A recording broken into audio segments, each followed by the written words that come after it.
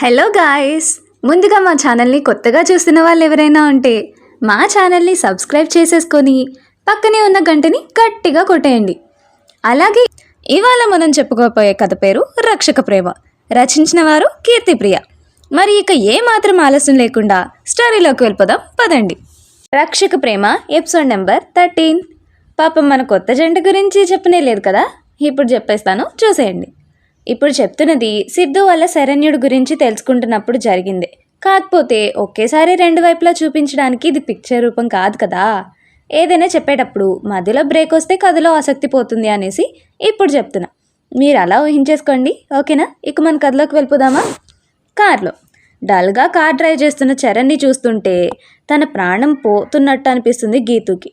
ఎలాగైనా తనని నార్మల్ చేయాలి అనేసి మెల్లిగా తన వైపు చూస్తూ ఆశగా, ఎలా ఉన్నావు చరణ్ అని అడుగుతుంది. తల కూడా తిప్పకుండా కార్ డ్రైవ్ చేస్తూనే అంటుంటే, ఏమైంది చరణ్? అదేం లేదు గీతు, బాగానే ఉన్నా అని డల్గా చెప్తాడు. సరేలే, కనీసం మాట్లాడన్నా మాట్లాడు అనుకొని సంతోషపడుతుంది. ఇంతలో తన ఇల్లు రావడంతో కార్ ఆపేసి, ఓ అప్పుడే వచ్చేసిందా అని కార్ దిగుతుంది. తను దిగగానే చరణ్ వెళ్ళడానికి చూస్తుంటే చరణ్ అని పిలవడంతో ఆగిపోయి తల తిప్పి తనని చూస్తాడు. తనని ప్రేమగా చూస్తున్న గీతు కళ్ళను చూసి ఆ కళ్ళలో భావం అర్థం కాక తల పక్కకి తిప్పుకొని, ఏంటి గీతు, అది ఇంతవరకు వచ్చావు కదా, ఒకసారి లోపలికి వచ్చి అమ్మని పలకరించవచ్చు కదా. ఇప్పుడు మనసేం బాగాలేదు గీతు, ఇంకోసారి వస్తాలే, సారీ ఏమనుకోకు అని చెప్పేసి వెళ్ళిపోతాడు చరణ్.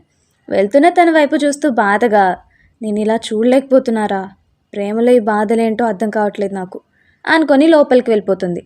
అమ్మ గీతు వచ్చావా అంటుంది లక్ష్మి. అమ్మా అంటూ లక్ష్మిని గట్టిగా హత్తుకొని ఏడ్చేస్తుంది గీతు. అరే ఏమైందిరా, ఎందుకలా ఏడుస్తున్నావు? కళ్ళు తుడుచుకుంటూ, అదేం లేదమ్మా, ఎందుకో బాధగా అనిపిస్తే కన్నీళ్ళు వచ్చేసాయి. తను తల్లి మురుతూ, పిచ్చి తల్లి, ఎలాంటి పిచ్చి ఆలోచనలు పెట్టుకోకరా. ఇంతకీ రాధా అక్క వాళ్ళు ఎలా ఉన్నారు? బాగున్నారమ్మా, వీలు చూసుకొని వస్తామన్నారు అని తన జాబ్ గురించి అంతా చెప్తుంది సంతోషంగా. వాళ్ళలాంటి కుటుంబం మనకి దొరకడం నిజంగా మన అదృష్టం రా అని గీతు నుదుటిని ముద్దు పెట్టుకుంటుంది లక్ష్మి. ఆఫ్టర్నూన్ లంచ్కి కూడా రాని చరణ్ని తలుచుకుంటూ, అసలుకి తిన్నాడా లేదా అని బాధగా గార్డెన్లో ఉన్న గులాబీ తోటలో కూర్చొని ఆలోచిస్తుంది శైలు. అప్పుడే గులాబీ పట్టుకుని అటుగా వచ్చిన శైలు మెడలో చైన్ని చూసి, హే శైలు. వదినా. ఆ చైన్ని పట్టుకొని, దీని గురించి అప్పుడెప్పుడో అడిగాను, మళ్ళీ తర్వాత ఇద్దరం మర్చిపోయాం, అసలు ఇది నీకు ఎక్కడిదే? ఇదా వదినా అని చైన్ని గుప్పెట్లో పట్టుకునేసరికి మన బాబు సెన్స్ పోతుంది కదా. ఇంతకుముందు ఎప్పుడు తను అలా పట్టుకున్నా తన రత్నం సెన్స్ తెలుస్తుంది కానీ ఎక్కడ ఉందో అర్థమయ్యేది కాదు. దాన్ని ఎవరు పట్టుకున్నారో తెలిసేది కాదు సిద్ధుకి. అది ఎవరి దగ్గర ఉందో దాంతో వాళ్ళు ఏం చేస్తున్నారో తెలియక తనకు అలాడేవాడు. అలాంటిది ఇప్పుడు తనకి తెలిసిన తన ప్రియురాలి స్పర్శ రత్నం ద్వారా తన తనువంతా తాకినట్టే అనిపిస్తుంటే ఆ ఫీల్ని మనస్ఫూర్తిగా అనుభూతి చెందుతూ, ఏం చేస్తున్నావు బంగారం మన రత్నంతో అనుకుంటాడు. మనమందరం జనవరి 1కి విజయవాడ గుంటూరుకి మధ్యలో ఉన్న ఒక ప్రాంతంలో పెద్ద పార్టీ అరేంజ్ చేశారనేసి వెళ్ళాం కదా. అప్పుడే మీరంతా ఎంజాయ్ చేస్తున్నారా? నాకేమో దాహంగా అనిపించి ఎక్కడ చూసినా బీర్లు విస్కీలు తప్పితే వేరేవి కనపడక చుట్టూ చూస్తే ఒక చోట వాటర్ కనిపించాయి. వాటర్ తీసుకుందామని అక్కడికి వెళ్తుంటే ఎవరో చెత్త బ్యాచ్ అంతా అక్కడే మందు తాగుతూ కనిపించారు. అక్కడికి వెళ్ళబుద్ధి కాక అక్కడి నుంచి పార్టీ బయటకు వచ్చా. ఆ పార్టీకి కొంచెం దూరంలో ఒక చిన్న చెట్టు కనిపించింది. అక్కడ వాటర్ ఉంటాయనేసి వాటర్ తీసుకొని కొంచెం దూరంలో నేచర్ బాగుంటే ఒక చెట్టు కింద కూర్చొని వాటర్ తాగుతున్నాను. అదే టైంలో ఇది ఎక్కడి నుంచి వచ్చిందో తెలియదు, సడన్గా పైనుంచి వచ్చి నా మెడలో పడింది. ఒక్కసారిగా ఉలిక్కిపడి, దేవుడా బల్లి పడిందా ఏంటి అని సర్రం లేచేసరికి అక్కడ ఏ బల్లి కనిపించలేదు. వింటున్న గట్టిగా నవ్వుతూ, హే శైలు, నీకు ఈ బల్లి భయం ఇంకా పోలేదానే? నవ్వు, బాగా నవ్వు, నీకు ఇలానే ఉంటుంది. అప్పుడు ఎంత భయపడ్డానో తెలుసా నేను, నిజంగా బల్లి పడిందేమో అనేసి అని కోపంగా చూస్తుంటే ఇంకా ఇంకా నవ్వుతుంది. అబ్బా వద్దినా, నువ్వు ఇలా నవ్వావంటే నేను చెప్పను పో. వద్దు వద్దు చెప్పవే. అయినా నవ్వాకుంటే అతి కష్టం మీద కంట్రోల్ చేసుకుంటుంది నువ్వు నవ్వుతున్నావు పో, నేను చెప్పను. అరే రే నా బంగారం కాదు, చెప్పు చెప్పు, ఇంకా నవ్వనులే అని తన గడ్డం పట్టుకొని అడుగుతుంటే అని ఒళ్ళో పడుకొని విచిత్రమైన ఎక్స్ప్రెషన్స్ ఇస్తూ చేతులు అటు ఇటు తిప్పుతూ, అలా ఏం పడిందని చూస్తే అక్కడ ఏమీ కనిపించలేదు. చుట్టూ చూశాను, ఏమీ లేదు అనుకొని అమ్మయ్య అని మళ్ళీ కూర్చున్నా. అప్పుడు కనిపించింది మెడ మీద. ఇదేంటి, ఇది నాది కాదే, ఎక్కడి నుంచి వచ్చింది అని చుట్టూ చూసా, ఎవరూ కనిపించలేదు. ఒకసారి ఆలోచిస్తే ఇందాక పడింది ఇదేనా ఏంటి కొంపతీసి, అరే పొరపాటున ఎవరైనా పడేసుకున్నారేమో అని చూస్తే ఎవరూ కనిపించలేదు. సరేలే నాకెందుకు, ఇక్కడే పెడితే ఎవరో తీసుకుంటారులే అని ఆ చైన్ని తీయడానికి చూస్తే రాలేదు. వింటున్న షాలు ఒక్కసారిగా, ఏంటి రాలేదా? ఆ వదిన, గట్టిగా నా గుండెలకే అతుక్కుపోయింది. చాలాసేపు ట్రై చేశా, బట్ రాలేదు. ఏ శైలు, అలా ఎలా రాకుండా ఉంటుందే? ఇప్పటికి కూడా అలానే ఉందా? అవును వదిన, ఈవెన్ బాతింగ్ చేసేటప్పుడైనా తీద్దామన్నా రాలేదు. ఇంక బాతింగ్ కూడా ఇది ఉంచుకునే చేస్తున్నా. షాలు నవ్వుతూ, అబ్బే ఒక చైన్ని కూడా తీయలేకపోయావు నువ్వు. తనలా నవ్వుతుంటే శైలుకి కోపం వచ్చి రోషంగా లేచి కూర్చొని ఐబ్రోస్ పైకి లేపుతూ, సరే వదిన, నాకు రాలేదులే ఒప్పుకుంటా, నువ్వు ఒకసారి ట్రై చేయరాదు? నేనా? నాకు రాలేదు, నువ్వు ట్రేస్ చూడు. అయ్యో శైలు, ఇది ఇప్పుడు నీ చేతిలోనే ఉంది కదా, మరి అతుక్కుపోయిందన్నో ఇప్పుడెలా పట్టుకున్నావు మరి? అవునా, ఓకే ఇప్పుడు చూడు అని తన గుప్పెట్లో ఉన్న చైన్ని వదిలేగానే అది శైలు గుండెల మీద పడి అటు ఇటు ఊగుతుంది. అది చూసిన షాలు, ఏమైంది, ఏం కాలేదుగా, నార్మల్గానే ఉంది. అవును నార్మల్గానే ఉంది, మరి తీసి చూపించు. శైలు అలా చెప్తుంటే ఏం అర్థం కాక శైలునే చూస్తూ ఆ చైన్ని తాకుతుంది షాలు. తన అరిచేతుల్లో పట్టుకొని, చూడు నా చేయికొచ్చింది అని చెప్తుంటే, అవునా మరి తీసే పూర్తిగా అంటుంటే ఏదో అనుమానంతో పట్టుకున్న చైన్ని అలా పైకి తీయడానికి చూసిందో లేదో అది సర్రున వెనక్కిపోయి శైలు గుండెలకి అతికిపోతుంది. అంతే, అది అలా సడన్గా గుచ్చుకొని చిన్నగా నొప్పి కలగడంతో చిన్నగా అబ్బా అని అరుస్తుంది. అక్కడ సిద్ధు పరిస్థితి కూడా అంతే. ఇదంతా నవ్వుతూ వింటున్నవాడు కాస్త గుండె దగ్గర బుల్లి పిన్నుతో గుచ్చినట్టు అనిపిస్తుంటే ఈసారి ఆ నొప్పి చాలా తీపిగా ఉంది సిద్ధుకి. దేవుడా, ఇదెలా మర్చిపోయాను నేను అనుకొని ఆ చైన్ పడిన చోట చైన్ మీదగానే చిన్నగా రుద్దుకుంటూ షాలుని చూసి కళ్ళెగరేసి, ఏమైంది వదినా, ఫెయిల్ అయినట్టున్నావే? అక్కడ జరిగిన దానికి ఆశ్చర్యపోతూ కోపంగా, ఏం ఫెయిల్ కాలేదు, చేజారిందంతే అని మళ్ళీ ఆ డాలర్ని పట్టుకోవాలని చూస్తుంటే అది చేతికి రావడం లేదు. గట్టిగా శైలు గుండెక్కే అతుక్కుపోయి ఉండడం చూసి కన్ఫ్యూజ్డ్ ఫేస్తో శైలు వైపు చూసేసరికి నవ్వుతూ షాలునే చూస్తుంది శైలు. అయ్యో బ్యాడ్ లక్ వదినా, ఇది ఆ ఛాన్స్ రోజుకి ఒకసారి ఇస్తుంది, మళ్ళీ పట్టుకోవాలని చూసినా అది రాదు. 2 months నుంచి నేను ఇది బాగా ఎక్స్పీరియన్స్ చేశా, అందుకే నాకు బాగా అలవాటైపోయింది.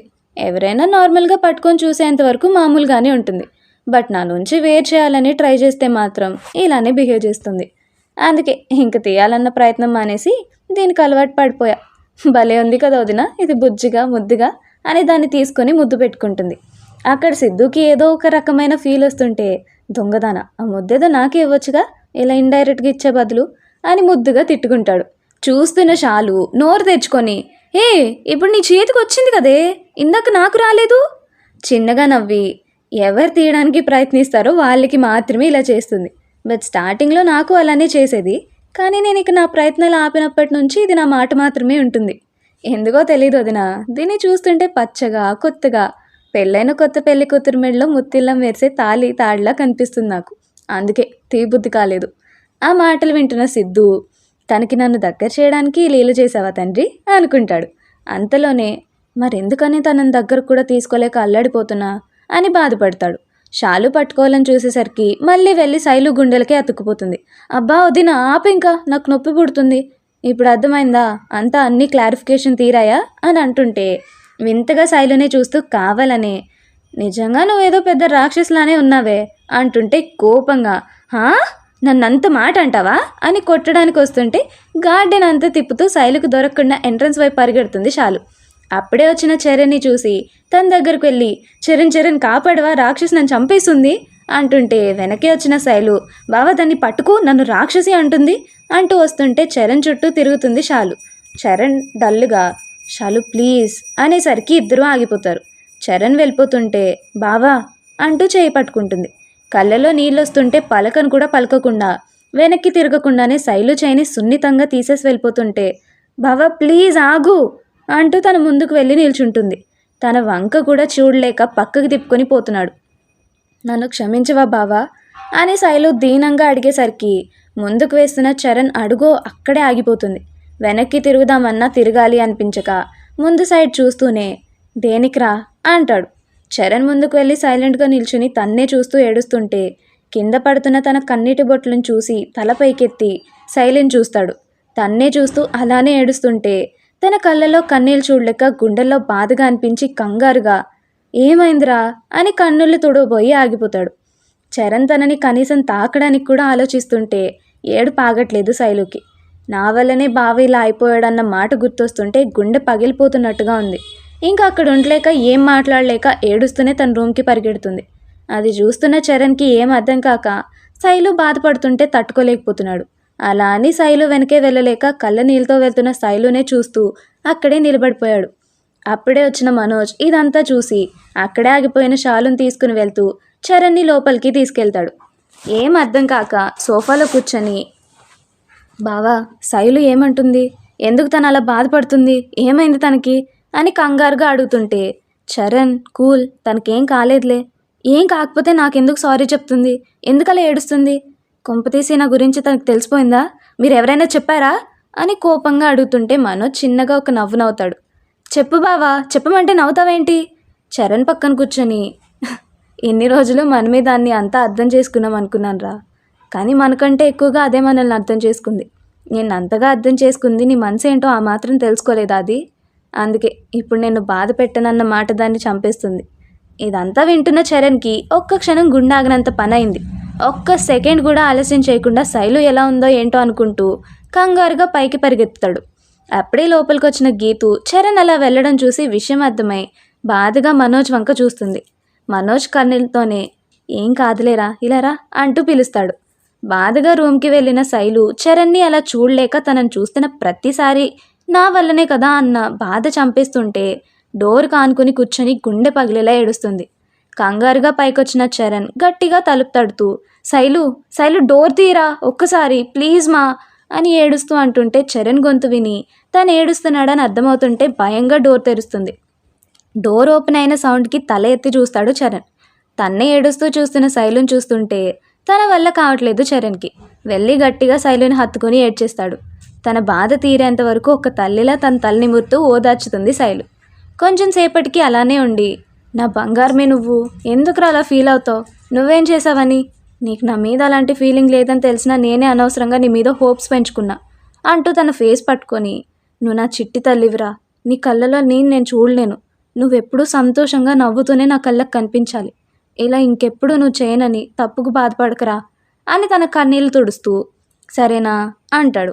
చరణ్ని చూస్తూ, నిన్ను ఇలా చూస్తుంటే నా వల్ల కావట్లేదు బావా, ఎప్పుడు నాతో అల్లరి చేస్తూ నన్ను ఏడిపిస్తూ ఆట పట్టిస్తూ ఉండే నువ్వు, ఇప్పుడు నిన్ను ఇలా డల్గా చూస్తుంటే నా ప్రాణం విలువిల్లాడిపోతుంది అని ఏడుస్తూ చెప్తుంటే తన కళ్ళు తుడుచుకొని, లేదు నాన్న ఇంకెప్పుడు ఇలా ఉండను, ఎప్పటిలాగా నీతో అల్లరిగా తమాషాగా ఉంటా, సరేనా ఇక నవ్వాలి మరి అంటున్నా. అలానే ఉండేసరికి కళ్ళెగరేస్తూ, ఓయ్ బుల్లి రాక్షసి, నీ బావని చెప్తున్నానుగా నవ్వు నాన్న అనేసరికి నవ్వేస్తుంది శైలు.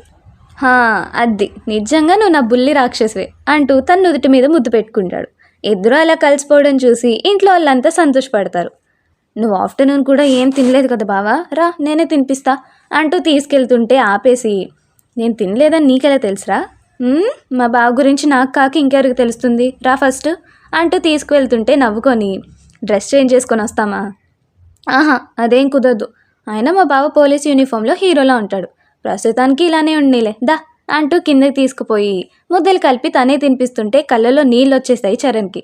అయ్యో ఏమైంది బావా, కారంగా ఉందా అని కంగారుగా అడుగుతుంటే, అదేం లేదురా అమ్మ గుర్తొచ్చింది. పక్కనే ఉన్న రాధ తన భుజం మీద చెయ్యేస్తూ, నేనున్నా కదా నాన్న నీకు అంటుంటే అందరినీ ప్రేమగా చూస్తూ, ఇది నా ఫ్యామిలీ, నేనంటే అందరికీ ప్రాణం అని గర్వంగా చూసుకుంటాడు. చరణ్ కాసేపు రెస్ట్ తీసుకోరా, బాగా స్ట్రెస్ ఫీల్ అయ్యావు అంటాడు మనోజ్. శైలునే చూస్తూ, నా బుల్లి రాక్షసుల్లో పడుకోవాలనుంది బావా. తన్ని నవ్వుతూ చూస్తూ, అలాగే బావా అంటూ తనని రూమ్కి తీసుకుపోయి తను డ్రెస్ చేంజ్ చేసుకున్నాక తన ఒళ్ళో పడుకోబెట్టుకొని అమ్మలా తలనిమురుతూ జో కొడుతుంటే చిన్నపిల్లోళ్ళ సంతోషంగా నిద్రపోతాడు చరణ్. చరణ్ పడుకున్నాక తన నుదుటి మీద బుద్దు పెట్టుకొని పక్కనే ఉన్న గీతు ఒళ్ళో తనని పడుకోబెట్టి తన పక్కకు వచ్చేసి, ఇకపై నా ముద్దుల బావ బాధ్యత అంతా నీదే అక్క. శైలిని చూస్తూ, అక్కనా, గీతు అక్క, మా బావ భార్య అంటే నాకు అక్కనే కదా అయ్యేది. గీతు సిగ్గుపడుతుంటే, అబ్బో సిగ్గు ఇదంతా, ఇక చాలే శైలు, అసలు ఫస్ట్ తను నన్ను యాక్సెప్ట్ చేయాలి కదా, నీకేమే బంగారంవి, చూస్తూ ఉండు నీ ప్రేమలో మునిగిపోతూ తనని తానే మర్చిపోతాడు బావ. చరణ్నే చూస్తూ తన చెంప మీద మెల్లిగా తడుముతూ, నా ప్రేమ తనకి అర్థమైతే అదే చాలరా నాకు. ఖచ్చితంగా అర్థమవుతుందిలే గీతు, నిజమైన ప్రేమకి ఓటం ఉండదు, నువ్వేం కంగారు పడుకు సరేనా. "హ్మ్, సరే మరి కొంచెం సేపు ఉండి నువ్వు కూడా వెళ్ళి పడుకో." "సరేరా." శైలు వెళ్ళిపోయాక చరణ్ని ప్రేమగా చూస్తూ, "ఐ లవ్ యూ చరణ్, నా బుజ్జి బంగారం రా నువ్వు. త్వరగా నా ప్రేమని అర్థం చేసుకోయే, గుండెల్లో పెట్టేసుకొని చూసేసుకుంటారా" అంటూ తన చంప మీద ముద్దు పెట్టుకొని, "సారీయే నీ పర్మిషన్ లేకుండా ఇలా చేసినందుకు, కానీ నిన్ను ఇంత దగ్గరగా చూస్తుంటే ముద్దొచ్చేస్తున్నావు నాన్న" అంటూ అలానే హగ్ చేసుకోపోయి తను మళ్ళీ డిస్టర్బ్ అవుతాడేమో అనేసి ఆగిపోతుంది. నైట్ అంతా అలానే ఉండి ఎప్పుడో ఎర్లీ మార్నింగ్ 6కి చిన్నగా చరణ్ని బెడ్ మీద సరిగ్గా పడుకోబెట్టి మెల్లిగా సౌండ్ రాకుండా బయటకు వెళ్ళిపోతుంది. అప్పుడే జిమ్ కోసం లేచిన మనోజ్ చరణ్ రూమ్ దగ్గర గీతుని చూసి, "అంటే ఈ పిల్ల రాత్రంతా అలానే ఉందా? ఓ గాడ్" అనుకొని మెల్లిగా తన దగ్గరికి వెళ్తాడు. గీతు వెనక్కి తిరిగి, "అన్నయ్య మీరా జిమ్కి వెళ్తున్నారా?" "హారా, నువ్వేంటి ఇప్పుడు వస్తున్నావు?" "అంటే తను మళ్ళీ చూస్తే ప్రాబ్లం అవుతుంది అనేసి వచ్చాను." "అంటే నైట్ అంతా అలానే కూర్చొని ఉన్నావా?" ఆ మాటలకి సైలెంట్గా ఏం మాట్లాడకుండా ఉండేసరికి, "ఎందుకుమా అంతసేపు అలానే?" "నాకు ఎలాంటి నొప్పి లేదన్నయ్య, తను నా పక్కన ఉన్నాడని ఫీల్ అవుతుంటే నాకు లోకమే తెలియలేదు, ఇంక నొప్పి ఎలా ఉంటుంది." ప్రేమగా తను చెంప తడుతూ, "వాడు నిజంగా చాలా అదృష్టవంతుడురా నీలాంటి అమ్మాయి దొరికినందుకు. సరే వెళ్ళి కొంచెం సేపు రెస్ట్ తీసుకో." నవ్వుతూ, "అలాగే అన్నయ్య" అంటూ వెళ్ళిపోతుంది. వెళ్తున్న తన వైపే చూస్తూ, "పిచ్చి పిల్ల, మీ అమ్మాయిని నిజంగా ప్రేమిస్తే మీ ప్రాణాలు కూడా లెక్క చేయరు కదరా. ఆ విషయంలో నేను చరణ్ ఇద్దరం చాలా అదృష్టవంతులం" అనేసుకొని జిమ్కి వెళ్ళిపోతాడు. నోట్: నిజంగా ప్రేమిస్తే మాత్రమే మన ముగ్గురు బొమ్మల్లాగా. శైలు నిలయం. Early morning 7:30. పొద్దున్నే సూర్యుని వెచ్చని కిరణాలు తన చెంపని తాకుతుంటే, కలలో సిద్ధు తన పక్కనే ఉన్నట్టుగా అనిపిస్తుంటే కళ్ళు కూడా తెరవకుండా అలానే స్మైల్ ఇస్తూ మత్తుగా కళ్ళు తెరుస్తుంది శైలు. కళ్ళకెదురుగా అతి చేరుగా సిద్ధు కనిపించేసరికి ఒక్కసారిగా షాక్తో అలా లేచి కూర్చొని కళ్ళు నలుముకొని మళ్ళీ ఒకసారి చూసేసరికి అక్కడ సిద్ధు కనిపించడు. హుఫ్, దేవుడా, కళ్ళేనా, నిజంగా సార్ ఇక్కడికి వచ్చారేమో అనుకున్నా అని రిలీఫ్గా ఫీల్ అయ్యి డ్రెస్సింగ్ టేబుల్ సైడ్ చూసేసరికి స్టైల్గా నిల్చొని హ్యాండ్స్ ఫోల్డ్ చేసుకొని తననే నవ్వుతూ చూస్తున్నాడు సిద్ధు. అంతే, కళ్ళు అలా పెద్దవి చేసుకొని, "ఏంటి ఇది కళ కాదా, నిజంగానే సార్ వచ్చారా?" అని చూస్తుంటే ఒక్కసారిగా సిద్ధు అక్కడి నుంచి మాయమైపోతాడు. తను చూస్తుంది నిజమో కాదో అర్థం కాక కొద్దిసేపు అలానే చూసి తల కొట్టుకొని, "పిచ్చి మొహమ, అయినా సార్ ఇలా వస్తారే, అది డైరెక్ట్గా నా రూమ్లోకి" అనుకుంటే, "నీ పర్మిషన్ లేకుండా నీ కల్లోకి రాగలిగిన వాడిని ఇంకా నీ రూమ్లోకి ఒక లెక్కనా బంగారం" అన్న సిద్ధు గొంతు విని కంగారుగా వెనక్కి తిరిగి చూస్తుంది. తను చూసేలోపు మాయమై తన వెనక్కి వెళ్తాడు. ఇదేంటి, ఇప్పుడే కదా సిద్ధు సార్ గొంతు విని ఇక్కడ చూస్తే ఎవరూ లేరే అని అనుకుంటే మెల్లిగా వెనక నుంచి వచ్చి తన బుగ్గ మీద ముద్దు పెట్టుకుంటాడు. ఒక్కసారిగా ఉలిక్కిపడి అటు చూసేసరికి ఈసారి ఇంకో సైడ్ నుంచి వచ్చి అటు సైడ్ కూడా ముద్దు పెట్టుకుంటుంటే గుండె వేగం పెరిగిపోతుంటే ఎటు సైడ్ చూసినా సిద్ధు మాత్రం కనిపించట్లేదు. బిత్తరమొహం వేసుకొని, "ఏంటిది, సార్ ఇక్కడే ఉన్నట్టు అనిపిస్తుంది కానీ కనిపించట్లేదు" అని గోర్లు కొరుక్కుంటూ, "నాకేమైనా పిచ్చి పట్టిందంటావా" అని మళ్ళీ ఒకసారి రూమ్ అంతా వెతుకుతుంది. ఎంత వెతికినా సిద్ధు జాడ లేక డిసప్పాయింట్గా అలా నిల్చొనుంటే ఈసారి తనకి ఎదురుగా వచ్చి ప్రేమగా తన నుదుటి మీద ముద్దు పెట్టుకుంటాడు. సిద్ధు స్పర్శ తనకి తెలుస్తుంటే కళ్ళు మూసుకొని తన ప్రేమని మనస్ఫూర్తిగా ఫీల్ అవుతుంది. కళ్ళు తెరిస్తే ఇక్కడ దూరం అయిపోతాడేమో అని అలాగే ఉండిపోతుంది. ప్రేమగా తనని ముద్దు పెట్టుకొని తన్నే చూస్తూ, "రేపు నీ కోసం కాలేజ్లో ఎదురు చూస్తూ ఉంటా బంగారం" అని మనసులో అనుకొని అక్కడి నుంచి వెళ్ళిపోతాడు సిద్ధు. మెల్లిగా సిద్ధు ఉనికి దూరమైనట్టు అనిపిస్తుంటే ఫాస్ట్గా కళ్ళు తెరుస్తుంది. ఆశగా చుట్టూ ఎక్కడ చూసినా సిద్ధు వచ్చిన ఆనవాళ్ళు కూడా కనిపించవు. నిజంగానే నేను భ్రమపడ్డానా అంటూ ఒళ్ళు విదిల్చుకొని, "పో సిద్ధు, నన్ను ఊరికి డిస్టర్బ్ చేస్తున్నావు" అనుకొని ఫ్రెష్ అవడానికి వెళ్ళిపోతుంది. తన మాటలన్నీ బాల్కనీలో సైడ్కుండి అంతా విన్న సిద్ధు నవ్వుకొని, "నన్ను ఇన్ని రోజులు నువ్వు డిస్టర్బ్ చేసిన దానికంటే ఇదేమీ ఎక్కువ కాదులే బంగారో. నీతో నాకు ఈ చిన్న మెమరీస్ చాలానే కావాలి. నీ బ్లడ్లోనే కాదురా, నీ గుండెల్లో కూడా నన్ను దాచిపెట్టుకున్నావు కదా నా రత్నం రూపంలో. అది ఇప్పుడు నీకు బాగా అలవాటు పడిపోయింది. అందుకే నేను దగ్గరకు వస్తున్నా, నా ప్రెజెన్స్ దానికి తెలుస్తున్నా నా దగ్గరికి రాను" అంటుంది. ఎంతైనా నా శైలు కదా, మాయ చేసేస్తుంది. "నీకంటే ఎక్కువ మాయన సిద్ధా" అని అడుగుతాడు కిట్టి నవ్వేసి. "ఈ మాయ వేర్లే కిట్టి, నీకు అర్థం కాదులే." "అబ్బో, ఇక వెళ్దామా, ఎవరైనా చూస్తారేమో." "అయ్యో కిట్టి, మనం ఇన్విజిబుల్గా ఉన్న సంగతి మర్చిపోయావా ఏంటి?" "ఓ షిట్, ఇదెలా మర్చిపోయాను నేను." నీకు బుర్ర హీట్ ఎక్కినట్టుందిలే కానీ పద ఫస్ట్" అంటూ వెళ్ళిపోతారు ఇద్దరు. ఆ రోజు సండే కావడంతో ఒకసారి గుడికి వెళ్దాంరా అని మనోజ్ని అడుగుతుంది రాధ. "నాకు కొంచెం పని ఉందమ్మా, మెయిల్స్ చెక్ చేసుకోవాలి, కావాలంటే మీరు వెళ్ళి రండి, ఎలాగో మన ముగ్గురు బుట్ట బొమ్మలు కూడా ఇక్కడే ఉన్నారు కదా." అలా అంటావేంట్రా? ఇన్ని రోజుల తర్వాత మనం అందరం ఎంతో సంతోషంగా ఉన్నాం, నువ్వు లేకపోతే ఎలా? అది కాదమ్మా. అత్తయ్య, మీరు వెళ్ళి రెడీ కాపోండి, మీ కొడుకు సంగతి నేను చూసుకుంటాగా అంటుంది శాలు. మెల్లిగా ల్యాప్టాప్లో ఏదో చూసుకుంటున్న మనోజ్ పక్కకు వెళ్ళి నిల్చుంటుంది శాలు. ల్యాప్టాప్లో వర్క్ చేసుకుంటూనే తన వైపు కూడా చూడకుండా, శాలు కొంచెం బిజీరా ఈరోజు ప్లీజ్ అంటున్నా తను ఏం పలకకపోయేసరికి తల తిప్పి శాలు వైపు చూస్తాడు. అలా చూసి ఒక్క క్షణం మెరిసే కళ్ళతో అలా చూస్తూ ఉండిపోతాడు. శాలు ఎల్లో కలర్ శారీ కట్టుకొని చేతిలో కాఫీ కప్తో చెంగును నడుముకు దోపుకొని వయ్యారంగా నడుము మీద ఒక చేయి వేసుకొని మనోజ్నే చూస్తూ ఉంది. తనని కింద నుంచి పైదాకా చూస్తున్న మనోజ్ చూపులు శాలు సన్నటి నడుము మడత దగ్గర ఆగిపోయి దాన్నే చూస్తూ చూపు కూడా పక్కకు తిప్పుకోలేకపోతుంటాడు. తను ఎక్కడ చూస్తున్నాడో అర్థమయ్యి, ఓయ్ ఎక్కడ చూస్తున్నావు అంటుంటే ఒకసారి తన వైపు చూసి కళ్ళెగరేస్తూ తన చేతిలో ఉన్న కాఫీ కప్పును తీసుకుంటూ, ఏంటి బంగారం ఈరోజు చీర కట్టుకున్నావు, నాకోసమేనా? చిన్నగా సిగ్గుపడుతూ, నేనేం చేసినా నీకోసమేగా, సర్లే ఇక వెళ్ళి రెడీ కాపో. ఎక్కడికే? అరే ఇప్పుడే కదా అత్తయ్య చెప్పింది గుడికి వెళ్ళాలి అని. కొంచెం బిజీరా ఈరోజు. వెళ్ళి తన పక్కనే కూర్చొని ల్యాప్టాప్ తీసేసి పక్కన పెడుతూ, ఎంత బిజీ అయినా ఈ ఒక్కరోజు ఫ్యామిలీతోనే టైం స్పెండ్ చేయాలి, కాదు కూడదు అంటే దెబ్బలు పడతాయి అని చెప్పి తన వైపు తిరిగేసరికి నవ్వుతూ శాలునే చూస్తున్నాడు మనోజ్. ఏమైంది అలా చూస్తున్నావు? మెల్లిగా తన దగ్గరికి జరిగి సైడ్ నుంచి తన నడు మీద చేయి వేయగానే కళ్ళు పెద్దవైపోయి తన్నే చూస్తూ ఉంటుంది శాలు. మెల్లిగా తన ఫేస్ మీద గాలి ఊతుంటే మత్తుగా అనిపిస్తూ మెల్లిగా కళ్ళు మూస్తూ తెరుస్తుంది. తను చేస్తున్న పనికి హార్ట్ బీట్ రేట్ పెరిగిపోతుంటే ఒక్క మాట బలవంతంగా పలుకుతూ, మనో ఏం చేస్తున్నావు? తన పరిస్థితి చూసి చిన్నగా నవ్వుకొని, ఏంటి బంగారం ఈరోజు నన్ను టెంప్ట్ చేయాలని ఫిక్స్ అయినట్టున్నో అంటూ నడుం దగ్గర పెట్టిన తన చేతిని కొద్దిగా ప్రెస్ చేయగానే షాక్ కొట్టినట్టయి మనోజ్ని చూసేసరికి చిలిపిగా తన్నే చూస్తూ ముద్దు పెట్టుకోవడానికి ముందుకొస్తుంటే చేత్తో తన గుండె మీద చేయేసి ఆపేస్తుంది. అయినా తనను అలానే చూస్తుంటే కంగారుగా, మను ఏం చేస్తున్నావు, అందరు ఇక్కడే ఉన్నారు. మెల్లిగా తన చేతిని అడ్డు తొలగించి, ఉంటే ఏంరా నా ప్రియురాలతోనేగా నేనుంది, ఇంకెవరితోనో కాదుగా అంటూ ఇంకా దగ్గరకు వస్తుంటే, మను ప్లీజ్ అంటూ వెనక్కి జరుగుతుంది శాలు. తను కదలకుండా గట్టిగా పట్టుకొని తన వైపు లాక్కొని ముద్దు పెట్టుకునేంతలో అన్నయ్య అంటూ శైలు పైనుంచి వస్తుంటే కంగారుగా ఇద్దరు దూరం జరిగి కూర్చుంటారు. పక్కనే ఉన్న ల్యాప్టాప్ తీసుకొని ఏదో చూస్తున్నట్టు యాక్ట్ చేస్తుంటే కంగారులో, శాలు శైలు చెప్పరా అని అంటుంటే తన పరిస్థితి చూస్తున్న శాలు నవ్వుకుంటుంది. అదే అన్నయ్య అమ్మ గుడికి పోదామంటుంది, ఇప్పుడెందుకు అంటుంటే వినట్లేదు. అది చూస్తున్న శాలు శైలు దగ్గరికి వెళ్ళి తన చెవి మెలిపెడుతూ, ఏంటే అన్న చెల్లెలు ఇద్దరికి గుడి అంటేనే పడదా? అబ్బా వదిన ఏమైంది అలా చేస్తున్నావు, నొప్పి పడుతుంది వదులు. ఫస్ట్ పద రెడీ అవుదు, ఈరోజు గుడికి వెళ్ళి తీరాల్సిందే పద అంటూ శైలిని తీసుకువెళ్తూ వెనక్కి తిరిగి కోపంగా, మీకు మళ్ళీ స్పెషల్గా చెప్పాలా, లేవండి లేచి వెళ్ళి రెడీ కాపోండి అని అరిచినట్టే అనేసరికి బెదిరి, బంగారం వెళ్తున్నాలే ఎందుకు అంత కోపం అని తన రూమ్లోకి దూరిపోతాడు మనోజ్. ఏంటి వదిన అన్నయ్య అంత భయపడుతూ వెళ్ళాడు?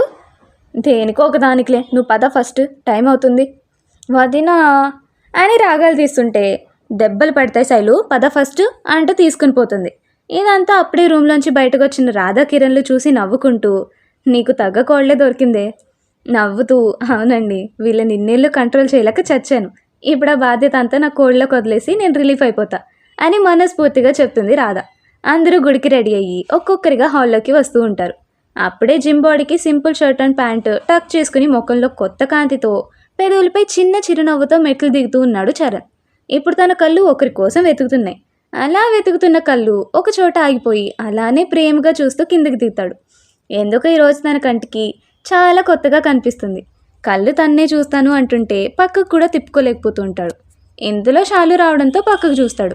పూజ సామాగ్రి చూసుకుంటూ వస్తూ, అత్తయ్య అంతా రెడీయేనా? దినా అయిపోయింది వస్తున్నా అని వస్తున్న శైలుని చూసి, శైలు గుడికి వెళ్తున్నాం కదా చీర కట్టుకోవచ్చు కదా. చీరనా? చాలా రోజుల తర్వాత వెళ్తున్నాం కదరా, బాగుంటుంది. ఇంతకీ గీత ఏది? నవ్వుతూ, ఇక్కడే ఉన్న మేడం కనపడట్లేదా ఏంటి అనేసరికి తనని చూసి, సరిపోయారు ఇద్దరికిద్దరు, నువ్వు కూడా అలానే ఉన్నావా, పద చీర కట్టుకుందు. కళ్ళు పెద్దవి చేసి, నేనా? నువ్వే. కానీ వదినా నాకు చీర కట్టుకోవడం రాదు. సరేలే ప్రస్తుతానికి టైం లేదు కాబట్టి హాఫ్ శారీ వేసుకోండి ఇద్దరు. తప్పదా వదినా? తప్పదు అని కోపంగా అంటుంటే, కానీ శాలు నేను హాఫ్ శారీ ఏం తెచ్చుకోలేదే అంటుంది గీతు తన వంక కోపంగా చూస్తూ. మేమిద్దరం లేమా ఇక్కడ, ఇద్దరిలో ఎవరివో ఒకరు వేసుకుందులే పద ఫస్ట్ అని అరిచినట్టే చెప్తుంది. వామ్మో, ఓకే ఓకే కాళికామాత, అలా అరుస్తున్నావెందుకు, చిన్నగా చెప్పొచ్చుగా. చిన్నగా చెప్తే మీరు వింటున్నారు, మరి పదండి ఫస్ట్. రావే గీతు, ఇప్పుడు టైంకి రాలేదంటే కొట్టినా కొడుతుంది వదిన, అందులో డౌటే లేదు అని చేతులు కట్టుకొని షాలు చెప్తుంటే ఇద్దరు స్పీడ్గా రూమ్లోకి దూరిపోతారు. ఇదంతా నవ్వుతూ చూస్తున్నారు మిగతా వాళ్ళంతా. రాధ కళ్ళల్లో ఆనందం కనిపిస్తుంటే అది చూసిన మనోజ్, అమ్మా ఏమైంది తను అలా చూస్తున్నావు? మనోజ్ వైపు చూసి మెటికలు విరుస్తూ, నా బంగారం రా నువ్వు, ఇంత మంచి కోడల్ని తెచ్చావు నాకు అని ఆరాధనగా చూస్తుంటే ప్రేమగా షాలునే చూస్తున్నాడు మనోజ్. కొద్దిసేపటికి pink colour Sailu, red colour Geethu ఆ కలర్స్లో పట్టు లంగా ఓణీలు వేసుకొని మెట్లు దిగుతూ వస్తున్న ఇద్దరిని కళ్ళకి నిండుగా చూడ్డానికి ముద్దుగుమ్మల్లా కనిపిస్తుంటే కళ్ళారా చూసుకుంటున్నారు అందరూ. చరణ్ ఒక్కసారిగా ఫ్రీజ్ అయ్యి అలానే చూస్తుంటే ఏదో తెలియని ఫీలింగ్ వస్తుంది. అదేంటో అర్థం కావట్లేదు తనకి. షాలు మనోజ్ పక్కకొచ్చి తన భుజం మీద చెయ్యేసి, ఇద్దరు ఎంత ముద్దుగా ఉన్నారు కదా మను అని వాళ్ళని చూస్తూ అంటుంటే షాలు వైపు చూసి, నా బంగారం కూడా పట్టు చీరలో కళ్ళకింపుగా కనపడుతుంది, చూడ్డానికి రెండు కళ్ళు చాలడం లేదుగా అంటుంటే సిగ్గేసేస్తుంది షాలుకి. నీ సిగ్గే నీ అందరినీ మరింత రెట్టుప్ చేసేలా ఉంటుందిరా అని ప్రేమగా సైడ్ నుంచి తన నుదుటి మీద ముద్దు పెట్టుకుంటాడు. ఇద్దరూ కిందకి రాగానే, చూడండి ఆంటీ, శైలు ఎంత చెప్తున్నా వినకుండా ఇంత వెయిట్ ఉండే పట్టు వేపించింది అంటుంది గీతు. ఇద్దరిని ముద్దుగా చూసుకుంటూ, ఏమవుతుందిలేమ్మా, బంగారు బొమ్మల్లా ఉన్నారు ఇద్దరు. ఇద్దరు సిగ్గుపడతారు. గీతు సిగ్గుపడుతూ పక్కనే ఉన్న చరణ్ వంక చూసేసరికి తన్నే కళ్ళు కూడా ఆర్పకుండా చూస్తున్నాడు. తను ఎందుకు అలా చూస్తున్నాడో అర్థం కాక ఒక పక్క తన కళ్ళలో ఏదో తెలియని భావం కనపడుతుంటే తను కూడా అలానే చూస్తుంది. ఇంతలో, ఇక వెళ్దామా అన్నయ్య అన్న శైలు గొంతు విని తల పక్కకు తిప్పుకుంటుంది. చరణ్ తన మనసులో, ఇన్నేళ్ళుగా నా కోసం ఇంత ప్రేమ ఎదురు చూస్తుంటే దొరకని ప్రేమ కోసం వెంపర్లాడాను కదరా అనుకుంటూ గీతుని ప్రేమగా చూస్తూ, నీ ప్రేమ నాకు కొద్దిగా తెలుస్తుందిరా, ఇంత ప్రేమ ఏంటే నేనంటే. రాత్రి శైలు స్పర్శకి నీ స్పర్శకి నాకు ఆ మాత్రం తేడా తెలియదు అనుకున్నావా? నాకు అప్పుడే మెలకు వచ్చింది. నీ మాటల్లో, నీ చల్లని ముద్దులో, స్పర్శలో, నీ చెయ్యి తాకిడిలో నా మీద నీకు ఎంత ప్రేమ ఉందో కనపడుతుంటే ఆ ప్రేమకి ఆ క్షణమే నా గుండె కరగడం స్టార్ట్ చేసిందిరా. నీ ఒళ్ళో పడుకుంటే అమ్మ దగ్గరే ఉన్నట్టు అనిపిస్తుంటే నాకు తెలియకుండానే ప్రశాంతంగా నిద్ర పట్టేసింది. మార్నింగ్ నువ్వు కదిలిన కథలకి మెలకు వచ్చింది నాకు. నేను ఎక్కడ డిస్టర్బ్ అవుతానేమో అనేసి చిన్న చప్పుడు కూడా చేయకుండా పిల్లిలాగా బయటకు వెళ్తుంటే నవ్వొచ్చేసింది బంగారం. అలాగే బావతో ఒక మాట అన్నావు కదా, నా పక్కనుంటే ఎలాంటి నొప్పి తెలియదు అని.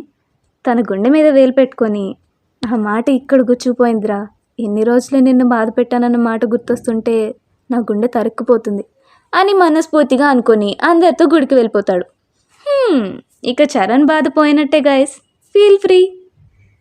ఈ రోజుకి అంతే మరి, ఇంకుంటాను. ఇంతటితో సెలవు. ఇట్లు మీ Soujanya Pativada. Thanks for watching. Bye. మరిన్ని ఇంట్రెస్టింగ్ వీడియోస్ కోసం మా వీడియోస్ని లైక్ చేసి డైలీ నోటిఫికేషన్స్ కోసం సబ్స్క్రైబ్ చేసుకొని పక్కనే ఉన్న గంట సింబల్ని ఆన్లో పెట్టుకోండి.